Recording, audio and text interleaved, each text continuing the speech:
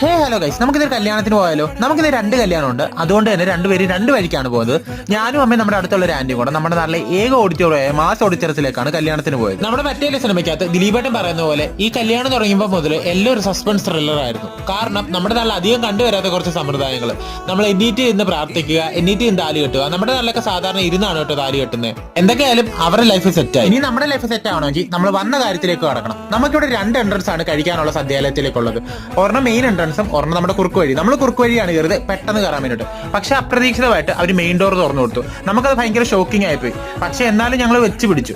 എന്റെ അമ്മയ്ക്ക് കഴിഞ്ഞ 8-10 വർഷമായിട്ട് മുട്ടുവേദനയാണ്. പക്ഷെ ആ മുട്ടുവേദന എനിക്കിവിടെ കാണാൻ സാധിച്ചില്ല. അമ്മ ഭയങ്കര ആക്റ്റീവ് ആയിരുന്നു. അങ്ങനെ നമുക്ക് സീറ്റൊക്കെ കിട്ടി ചെന്നിരുന്നപ്പോൾ തന്നെ ചോറ് വന്നു, പരിപ്പ് വന്നു, നെയ്യൊക്കെ കൂട്ടി കുഴച്ച് അടിച്ചുകൊണ്ടിരുന്നപ്പോഴാണ് ഞാൻ ആ കാഴ്ച കാണുന്നത്. ക്യാമറാമാന്മാർ എനിക്ക് ഇവരെ കാണുമ്പോഴേ എന്റെ മൂടെല്ലാം പോകും. അങ്ങനെ നമ്മൾ നല്ല അടിപൊളി സദ്യയൊക്കെ കഴിച്ച് കൈയൊക്കെ കഴുകിയിട്ട് തിരിച്ചിറങ്ങാൻ നേരത്താണ് അടുത്ത യുദ്ധത്തിന് വേണ്ടിയിട്ടുള്ള ആൾക്കാർ റെഡി ആയിട്ട് നിൽക്കുന്നുണ്ടായിരുന്നു. ഇതെല്ലാം കഴിഞ്ഞ് നമ്മൾ നേരെ വീട്ടിലേക്ക്.